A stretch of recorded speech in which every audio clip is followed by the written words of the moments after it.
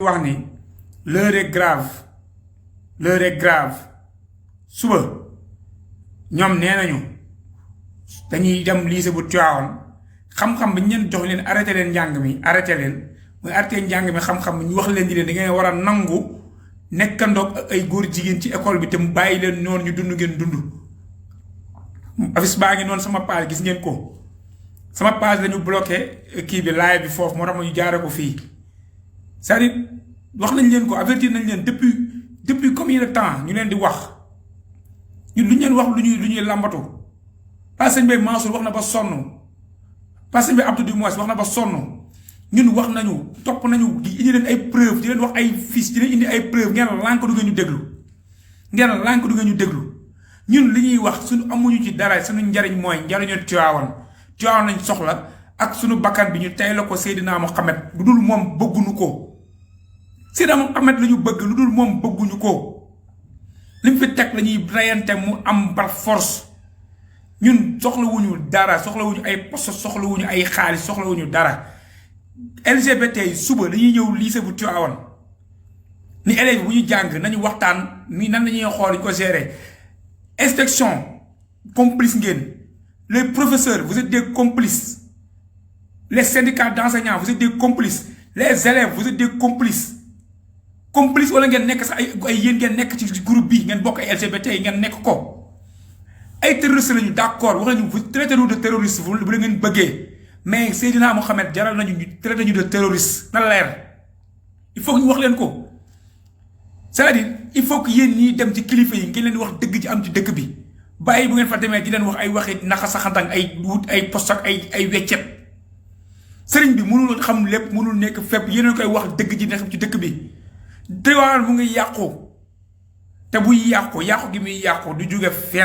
fenn fu dul ci ñiñ ñu war a wax ak góor jigéen ñi ak gars yi fi nekk di leen promouvoir waxu ñoom loolu moo nar a yàq dëkk bi wax nañ leen ko faalewu leen ñu waxaat nañ leen ko faalewu leen ñu dugg nañu ci jàkka yi dugg nañu ci maison familiale tey nag dugg nañ lycée Ababacar Sy ca élèves fu ñu ëppee plus de 3000 élèves fa lañ dugg tey plus de 3000 élèves ñoo jàng ci lycée ba fa lañ dugg te bu ñu génnee ci lycée bi dañuy tas ci kër yi élèves bu ci ne kër la génne 3000 élèves 3000 kër xoolal ñaata nit lañ mën a contaminer xool leen calculer ñaata nit lañu mën a contaminer yéen ngeen toog ci woon lànk ni li ngeen di wax du ngeen ko dégg ñun li ngeen di wax mooy li am amuñu lu ñuy sos amuñu lu ñuy créer affiche bi mu ngi noonu terroriste lañu nag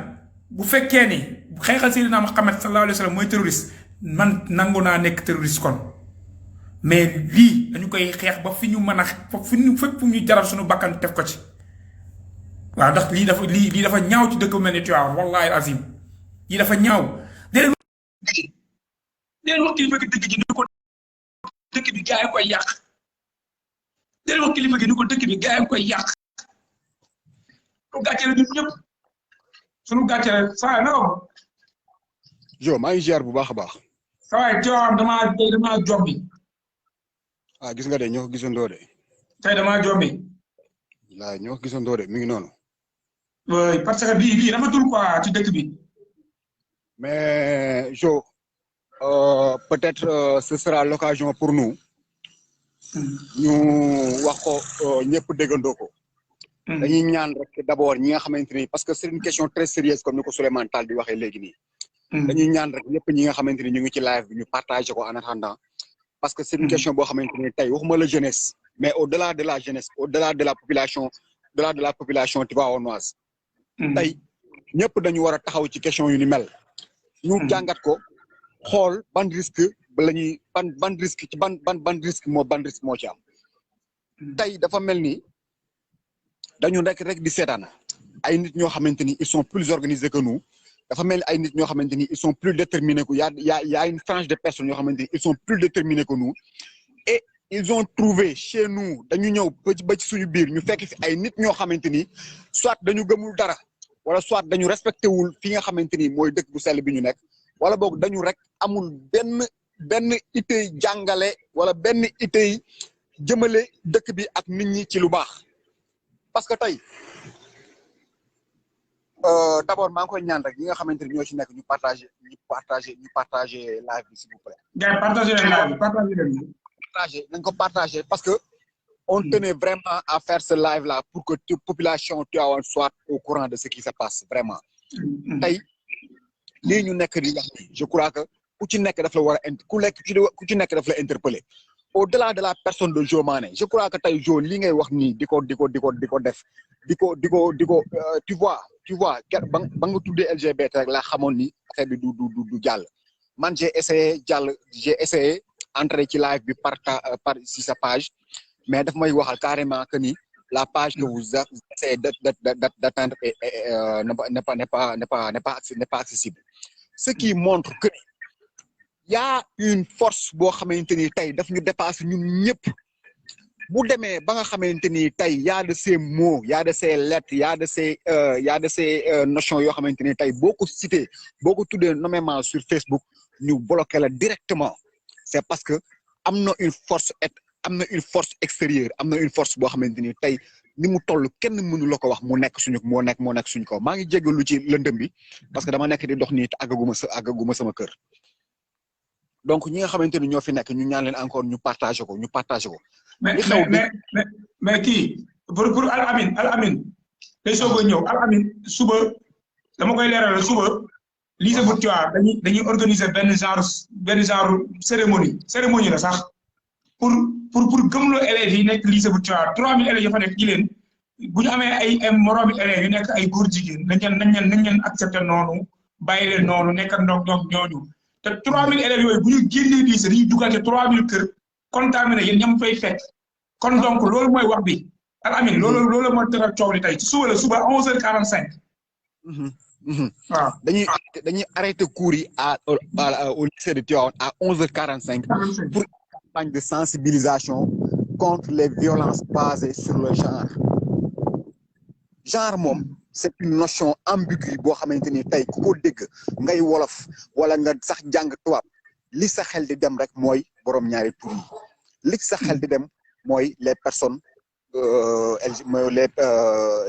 les personnes organisation LGBTQI donc loolu la ngeen dégg ko ngeen dégg français ngeen ñàkk a dégg français ngeen xam ngeen yëg ko ngeen bañ ko yëg tey information bi je crois que il est pertinent à ce que ñëpp jot ci ñëpp xam ce qui se passe vraiment. léegi yow boo àggee rek ma si ñu jëlaat la. maa ngi jégalu maa ngi doog ak si waaw. ok waaw. xam ngeen gars yi c'est ça le problème l'heure est grave li ñuy xaar léegi kay Massar boo àggee këram ñu jël ko bu toog normal ñu expliquer parce que gars yi ñëw nañ neexal fi fekk dugg nañ ci jàkka yi inauguré fi ay jàkka ay jigéen ci dëkk bu Tivaouane ñu wax leen ko faalewul ngeen naan da ngeen a soxor da ngeen a kott ñun amuñu bañuñu benn nit soxorewuñu benn nit ndax ñu nag ñoom sax bokkuñu yoon bi ñuy jaar bokkuñu sax yoon ñu la ñoo opté ñoom ñu opté bokkuñu sax yoon bi ñuy jaar ba leen di bañ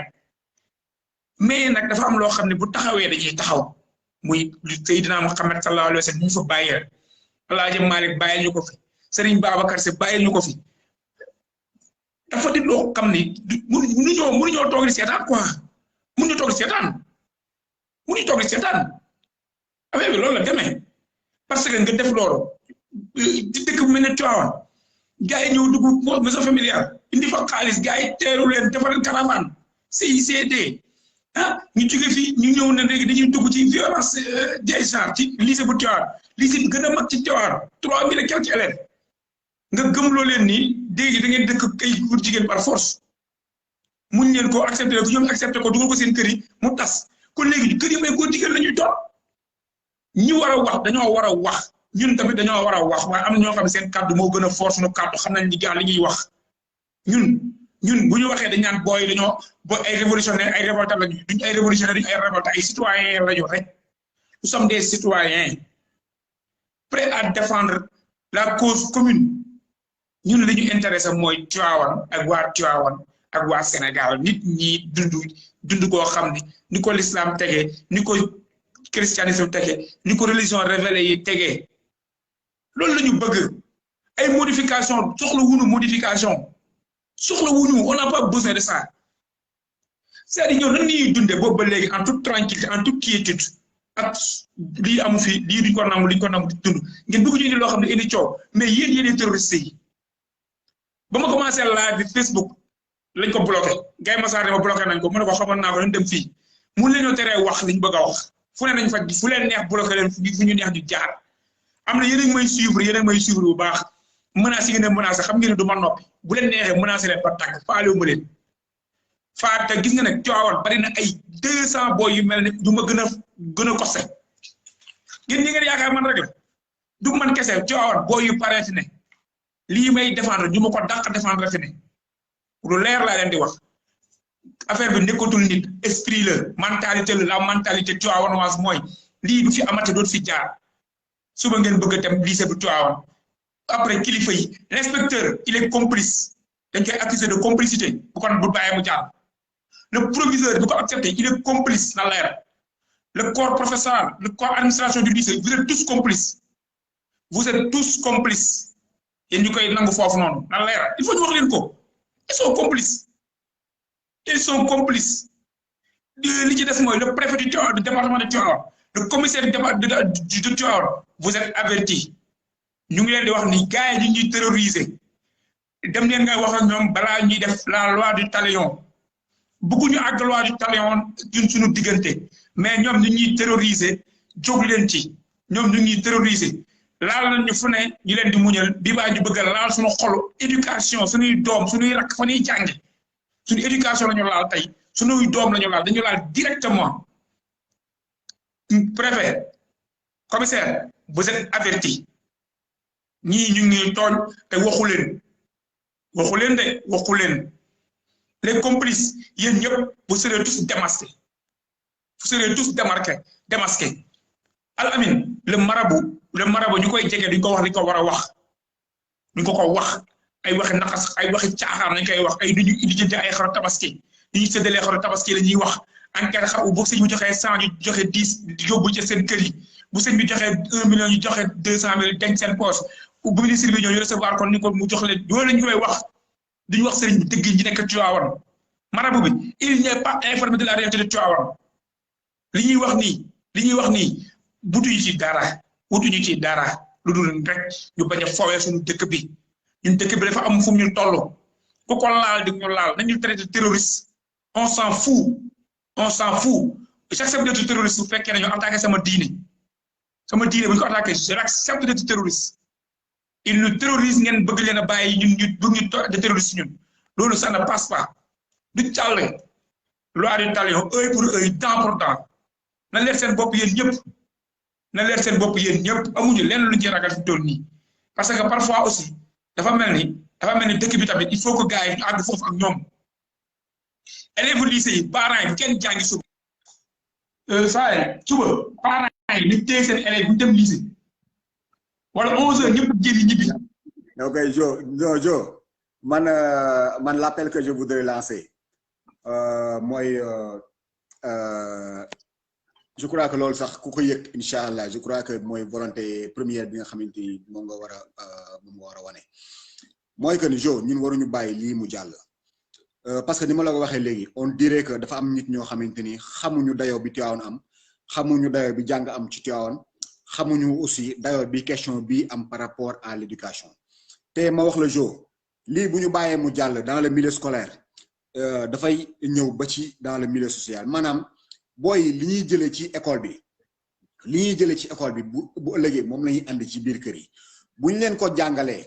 maanaam d'abord sur la notion de violence basée sur le genre c'est-à-dire dafa am ñoo xamante ni dañoo jàpp ni maanaam waruñu joxoñ baaraamu tuuma waruñu xoxotal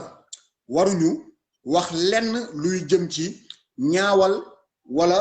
teg ci deru keneen lu metti ñu basé ko ci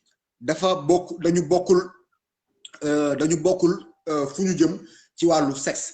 maanaam bu ñu gisee dañoo bëgg a jàngal ni ñun bu ñu gisee ñoo xamante ni dañoo bëgg a jàppee seen bopp maanaam du ñu góor du ñu jigéen wala ay góor yu nuru lu jigéen wala ay jigéen yu nuru lu góor ñun dañoo bëgg a tere ñun à ce que ñu teg leen ñu joxoñ leen sax baaraamu tuuma joxoñ rek dañ ko bëgg a tere beneen bi mooy dafa am ci ñoom ñoo xamante ni dëkk ya ñu nekk maanaam dëkk principal pays yi nga xamante ni ñoom ñooy xeex lu ni mel ñu ci bari dafa dañuy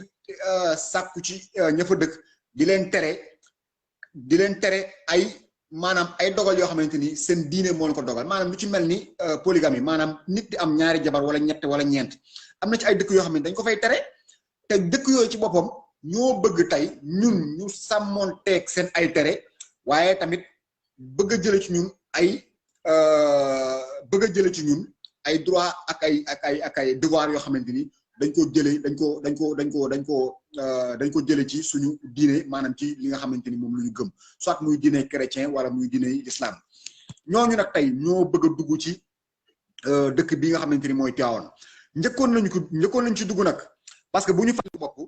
defoon nga fi benn intervention boo xamante ni ça a rapport avec le CDC je crois le tudd na CICD booy man ni ma ko déggee mooy comme nii la rek organisation yoo xamante ni dañuy défendre dañuy xeex contre les violences basées sur le genre ñi borom ñaari tur yi te ñi ngi ko jaarale woon ci maanaam kii woowee député fii ci dëkk bi maanaam koo xamante ni personnalité politique ci dëkk bi ci lañ ko jaarale mu wàcc ci dëkk bi ak ay moyens yoo xamante ni ñoom dañ koo jox pour sensibiliser pour indi ay coppiteef pour indi ay gëm-gëm yu bees ci li nga xamante ni ñun moom la ñu jàpp ni warul changer suñu doxalin maanaam dañoo jàpp ni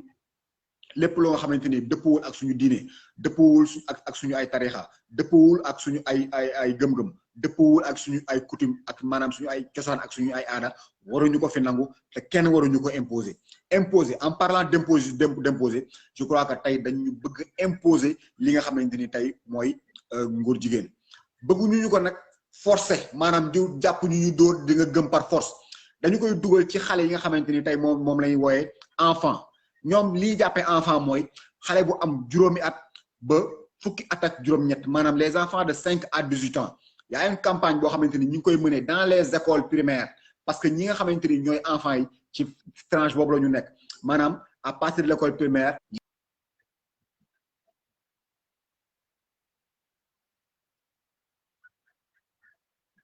moyenne maanaam ci biir collège léegi dépassé nañu foofu c'est comme si tey am na benn liggéey boo xamante ni defoon nañ ko pare te ñun dafa mel ni daf ñoo rëcc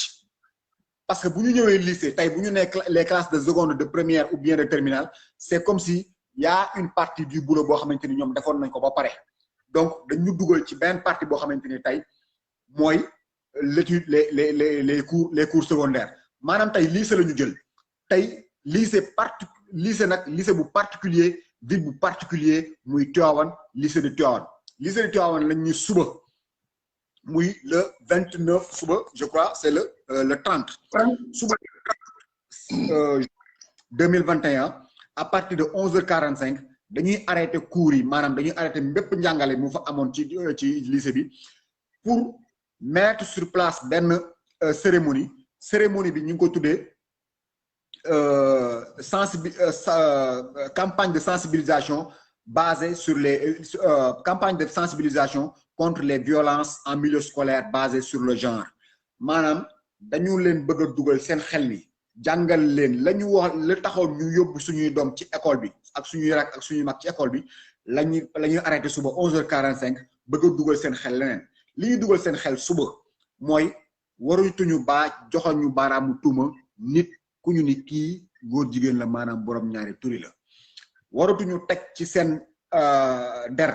dara loo xamante ni daf leen di tilimal wala muy permettre à ce que ñeneen ñi xàmmee ñi ñii bokkatuñu ci ñoom parce que tey dañu ni genre léegi ñoom yamatuñu ci kii góor la kii jigéen la dañu ni bu ñu jàppee ni góor ak jigéen rek moo am dafa am une autre genre boo xamante ni ñu ko woowee genre bu leen waxee ñu ni genre bu leen waxee ñu ni LGBTQ yi maanaam lesbienne la parce que góor jigéen xam nga man affaire dama ci mën a concevoir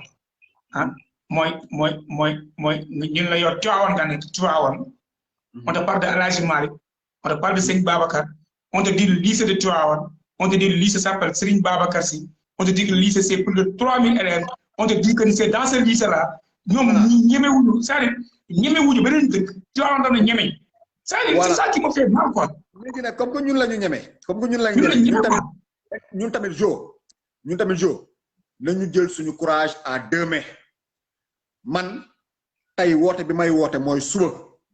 à 11h45 nañu fekk lycée 11h45 nañu fekk lycée parce que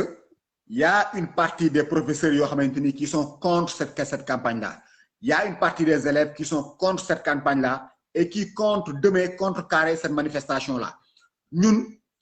man sama bopp man Cheikh Tidiane Gaye di la ci woo yow Jomane di ci woo bépp Tivaouane suba 11h45 nañu daje lycée bu Tivaouane contrecarrer cette campagne là wan leen que ni ànduñu ci tey ànduñu ci ëllëg te fas yéenu ci ànd fii ba ñuy sango suuf te duñu amee fii ak ñoo ngi suñu bakkan fii ak ñoo ngi suñu bakkan maanaam bañuñu ci ba suñu bakkan tëdd nag bañuñu ci ba suñu bakkan tëdd mais saa amul jëlu affaire yi moom ñaara am rek soit tu combats ou tu es complice jeex na loolu la ñuy woowee terroriste tey waaw ñoom ñooy terroriste yi ñoom ñooy terroriser bañuñu suba ñu woowee ñu terroriste li ñuy woowee parce que li ñuy woowee terroriste maintenant mooy nit ki waroo koo fekk ci li mu nekk waroo koo fekk ci li mu gëm ne ko tey doo ci nekk wala doo ci gëm wala da nga ci jógee par force ñun fekk ñu kenn ci li mu nekk ne da nga fay jógee fekk ñu kenn ci li mu nekk ne waroo cee nekk xam nga li ñuy bañ mooy ñu fekk ñu ci lu ñu nekk ñun fekk ñu ci lu ñu gëm tey ne di nga ko changer par force alors que ñoom fa ñu jógee lu ñu gëm ñu koy tere suba 11h45 on sera au lycée de Tivaouane maintenant administrative le sache qu'au niveau de la police ou bien de la gendarmerie atte te ku attuwul di nga atte te bëgguñu ñu atte ak ñii on sait pas qui sera à la base on sait pas qui vont organiser en tout cas on va s'ériger en bouclier et contrecarrer cette manifestation là du fa amee fii ñoo ngi suñu bakkan bi du fa amee parce que ce lycée là lu ko itteel ñu la preuve saa bu ñu amee lu leen metti dañu jóg taxaw duñ ci xaar autorité duñ ci xaar dara donc bu ñu fa amee lu ñu metti dañu fay dem parce que suñu lycée la yow mii fa nga jàngee man mii fa la jàngee keneen fa la jàngee suñu lycée la suñu ay rakk ñoo fa nekk suñu ay doom ñoo fa nekk leneen lu leen fa arrivé suñu responsabilité la nekk bu ñu xaar bu ñu këcc na jonn que les élèves là soient dégarnis que les élèves là soient détournés de leur croyance que les élèves là soient embrigadés dans des trucs yoo xamante ni xamuñu de quoi il s'agit pour que suba qu'on se sente responsable de tout ça avant tout ça dañ ko xeex dañ ci taxaw dañ ci war a taxawee incha allah. mais man sama problème mooy ñoom après léegi ñun lycée bu Tivaouane on se bat pour le lycée pour relever niveau lycée bi xam nga on s'est battu pour les offres de table bas xam nga on s'est battu pour que à ce que lycée bi am un bus ou autre chose on se bat pour améliorer conditions yi on se bat pour yokk salle de classe yi on se bat pour yokk bloc scientifique bi on se bat en retour ce même lycée avec le même proviseur avec le même corps administratif avec le même corps professoral ñooñu ñooy accepté li nga xam ne ñun waruñu koo nangu ci fenn ci Sénégal waxuma la fii ci Tivaouane ñun ñu ko bëgg a forcer c'est des complices ils sont non je dis tout le monde ñoom ils sont complices amul exception ils sont tous complices. bu ñu leen nee duñu ko nangu bu ñu leen nee dañ fa wàcc te duñu ko nangu war nañ ñu gëm parce que war nañ leen ko wanaat leen ko dañ leen ko wanaat suba on sera là te duñu nangu duñu seetaan ñu fay organiser lu ni mel ak ku ko mën a organiser nag ba ca kaw ba ca suuf mu nekk mu jógee de présidence de la République mu jóge IEF mu jógee chez le proviseur ak fu mu mënti jógee qu'il sache que ni les Tivaouanois par notre nom, les Tivaouanois, à travers nous, vont s'ériger en bouclier pour contrecarrer cette manifestation-là. Du fa am te ñu ngi leen di xaar nag luñ fa góobe gar ko incha allah lu ñu fa góobe gar ko bañuñ ci dara nag luñ ci bañul ñoom bañuñu ko ci incha allah. jaajëf bro jaajëf bro. non honnêtement ñun waa Tivaouane on ne comprend plus léegi ñun xoolal ça fait des alerter leen wax nañ leen côté bu nekk wax nañ expliquer nañ leen wax nañ leen ay indices wax nañ leen ay tour wax nañ ay organisation mais waa Tivaouane toog rek di ma ngaaral passif laxiste nous sommes trop passifs nous sommes trop laxistes moo tax ñu yab ñu imaginez un instant déglu baax li ma leen wax imaginez un instant ñu ne waxuma leen ay université dama ne ñu ne ñu koy def Diourbel waxuma leen Touba de Diourbel rek Diourbel imaginez def ko Diourbel wala ñu ne ñu koy def lycée Mame Cheikh Mbacké rek nañ ko def lycée Mame Cheikh Mbacké kon ngeen xam ne les mourides ils sont plus déterminés à donner leur vie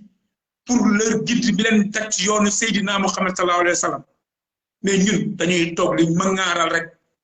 di toog di xool di commenter naan booy ay révolté lañu wala toog ci kër gi naan booy man kenn ginnaaw wala toog ci kër gi naan non booy c'est-à-dire du nii wala toog naan li gën a soof nag mooy naan non booy ñii moom di gëmul a xeex ak ñoom bañaa mën a xeex ak ñoom loolu ngeen di wax noonu ñoom loolu lañ bëgg fexe ba gëmloo leen ni ils sont super puissants mënu ci ñoom dara mais sa waay bu ñu puissant yow di nga am def ko ba fa nga yem fa bu sa bakkan yemee mu yem ca mais au moins nga bañ a toog defal dara faut toujours faire quelque chose mais bëgg nañu gëmloo ni xeex bi non c'est gagné d'avance c'est perdu d'avance du moins ñun suñu xeex amul njariñ xam nga bu subaa bu Abdoulaye Ndiaye ngal ko wootee yëpp naaw fees sa dell bu jaan ci wootee ngeen naaw fees sa dell Abdou Ndéné wootee ngeen naaw fees sa dell te lii Seydina Muhammad sallallahu alayhi wa sallam ki tax ñuy dund moo woote Jésus Christ diineem nee na àndu ci après yéen ngeen da ngeen di toog da ngeen di xaar booy dañoo ëppal booy war ñoo xeex nii booy war ñoo def lii booy sama yoon nekku ci yaral sa doom mais nan la ñuy yarate ñoom ñu nekk ñoom suñuy doom dañu leen di yar ñoom ñu kar ci école ba dañu leen di kar ci école ba dañu leen di yare mënul nekk gis nga le canon contraint le corps l'école fascine les âmes loolu xanaa lu nit gàtt xam jàng nga ko au niveau collège le canon contraint le corps l'école fascine les âmes ba tubaab bi utiliser canon yi xam ne canon yi di am na benn paiement boo xam ne gars yi duñu faale ci dafa dugg ci xel yi raxa def ni lavage de cerveau sunu doom yi suba la seen lavage de cerveau di commencé lycée bu Tivaouane sunu rakk yi suba la seen lavage de cerveau di commencé lycée bu Tivaouane xam leen loolu jëli leen seen doom yi bu fa kenn dem 11h45 ne ñëpp ñibbi wax leen ko seen doom yi il faut leur dire ça ku ci ànd nag complice nga wala nga bokk ci ñoom police dina fa ñëw waaye bu dama yaakaar bu ñu ñëwee terroriste yi mooy ñi nga xam ñun fekk suñu diine fekk suñu croyance fekk suñu gëm-gëm bëgguñu ko imposer ñun ñuy terroriste kon nag jàpp ñooñu yóbbu préfet avertir nañ la les terroristes ñeen ñëw suba lycée bëgg ñoo gëmloo ñun loo xam ne suñu diine nanguwu ko suñu aada nanguwu ko te jekku suñu dëkk bi terroriste suba nañ fa ñëw préfet yëgoo information jox na leen information bi suba terroriste yi nañ ñëw lycée nee naan 11h45 lañ fay ñëw gëmloo ñu loo xam ne suñu diine nanguwu ko raxas suñu xelu booy yi vrai terroriste nee dañu ñëw lycée pour def violence basée sur les gens en milieu scolaire les vrais terroristes nee na suba dañuy arrêté éducation booy jàng bi 11h45 pour defal leen lavage de cerveau les vrais terroristes nee na dëkk bi ñuy tànn mooy dëkku El Hadji Malick dëkku Serigne Babacar Sy dëkku Serigne Abdou Aziz Al Amin dëkk Serigne Mansour borom daara ji dëkk Serigne Cheikh Tidiane Al Maktoum nee na dëkk boobu la ñuy tànn fa lañ koy lancé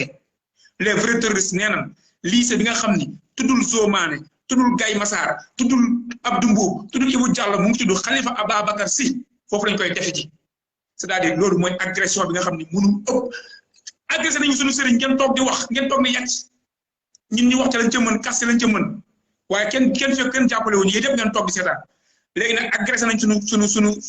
waxuma la xale turu lycée bi sax mais sunu boy yi war a lavage de cerveau bi ñu bëgg a defal lavage de cerveau la ñuy defal suba bañ leen seen doom yi dem suba lycée ba heure yooyu bañ leen refusé bu ñu demee ni ñu ñibbisi jëlee leen seen doom yi ni ñu ko fees jàll suba l'appel est lancé